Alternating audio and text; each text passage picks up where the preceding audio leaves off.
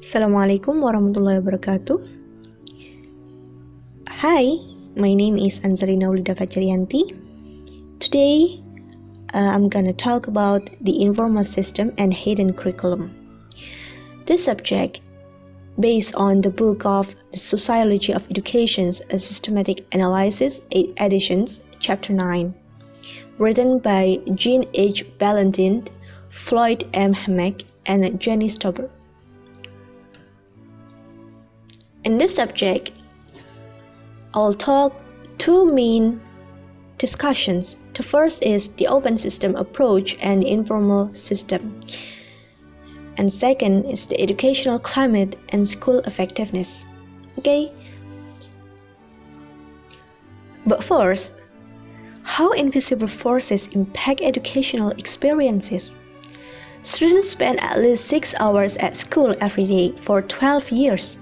Educational experience exerts a strong influence on students, but often not seen in students, because school has the internal system. The internal school system consists of two parts. First, the formal parts, consisting of rules and structures, and two, the informal sections, which consist of the unplanned, informal, and often accidental aspects that coexist. Jump up to the first discussions. The open system approach and the informal system. The hidden curriculum. The form of visible curriculum is academic knowledge such as math, science, and English. The hidden curriculum, on the other hand, is made up of different 3 R's. What is 3 R's? There are rules, routines, and regulations. Rules such as prohibited students from littering or prohibited from being late, obliged to wear uniforms, etc. Routines decrease the creativity and foster obedience, so school will be so easy to manage the students. And regulations contains unwritten laws that exist in schools. Through a hidden curriculum, students absorb the norms and values and beliefs that govern the education system and society at large. What is the aspects of this hidden curriculum? There are school bells, which marks the time of school entry, time to go home, and change to class.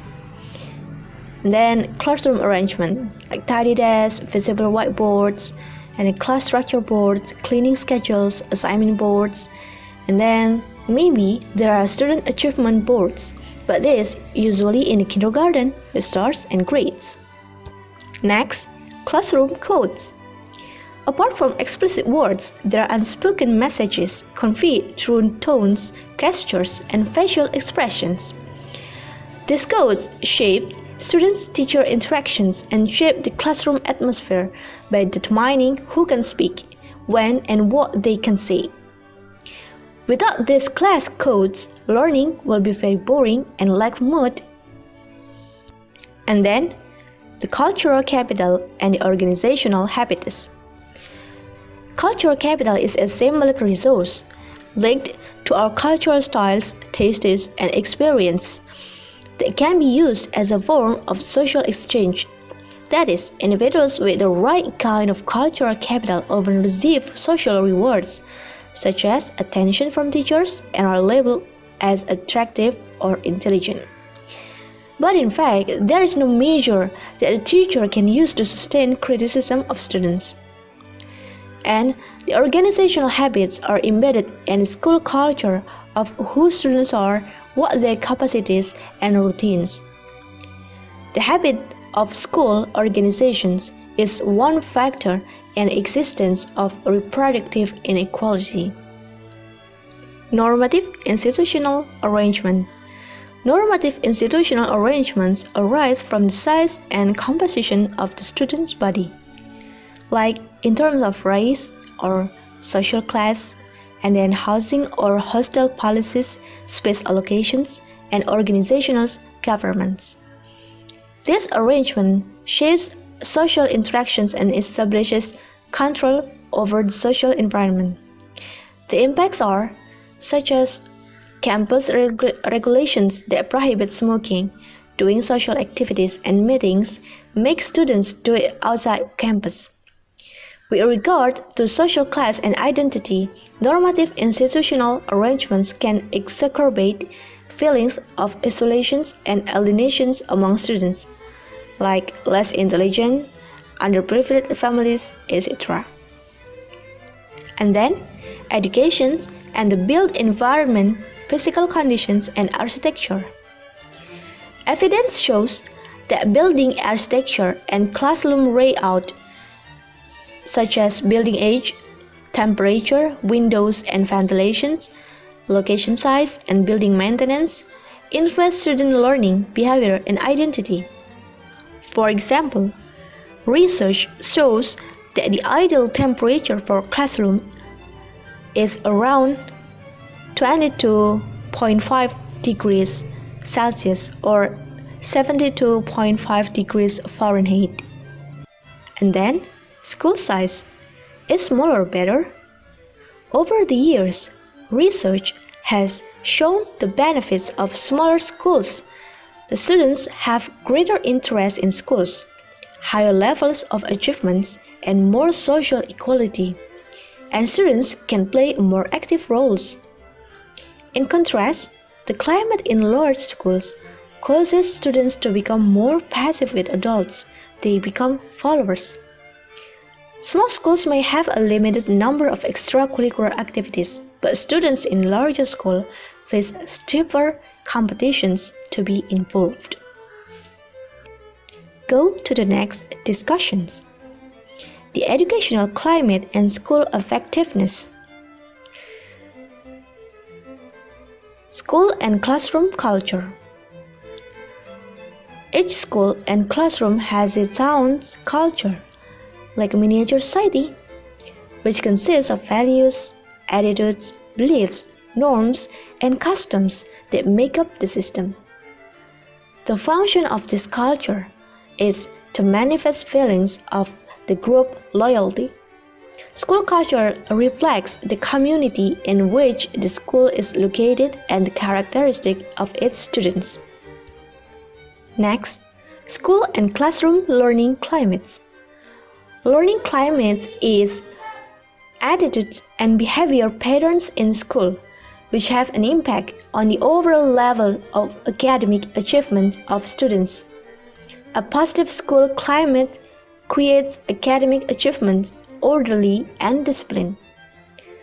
Positive home-school relationship, supportive home environment, parental participations, like activities or events in school, and parental supports in doing homework will give learning climates to the students. The next is dimensions of school climates. Researchers have explored several aspects of the school climate, like safety, relationships, teachings and learning, and the institutional environment and school connectedness and climate values. Here, we consider an example of each dimension. Safety. Social, emotional, intellectual, and physical security are fundamental human needs. Positive school climate is associated with lower bullying and other student safety-related behaviors. Current efforts to make schools safer for bullied students and those who bully focus on setting school rules and discipline, imposing penalties for bullying, and planning interventions by teachers and caring staff. Relationships. The student-teacher relationships is a key success factor in the educational process. It is an important element of the school climate. Academic problems and student behavior are more likely when student-teacher relationship is negative. A positive climate of relationships, such as respect for differences, fairness, and impartiality, result in better academic performance and fewer disciplinary problems. Teaching and learning. Teachers must balance the use of power and gain student cooperation. Thus, the teacher must create a strategy that will be used in class, like RPP and class contract, ranging from teaching methods, class cues, or codes to class structure or societies. The main challenge faced by teachers is avoiding disintegrations and student deviant behavior, like bored or staying on track.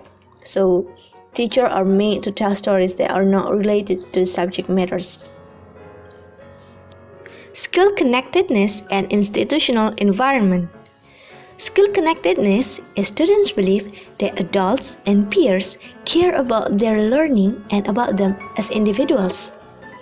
Positive school connectivity is closely related to positive academic outcomes, prevention of violence, and reduction of risky behavior.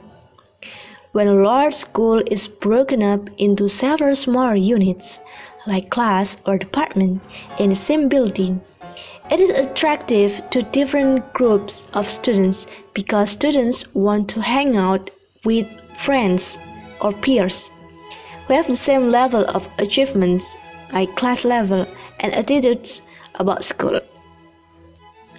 School also determines the 3 R's earlier: rules, routines, and regulations, which shows the obligations and prohibitions for students, such as regarding clothes, behavior, the use of language, and etc.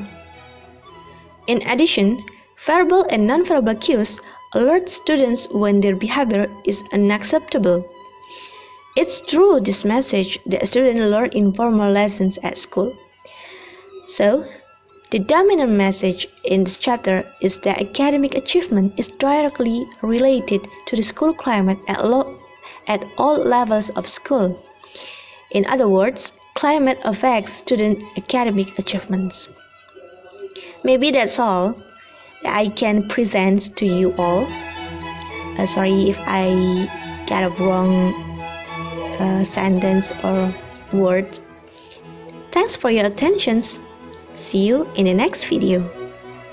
Bye. Assalamualaikum warahmatullahi wabarakatuh.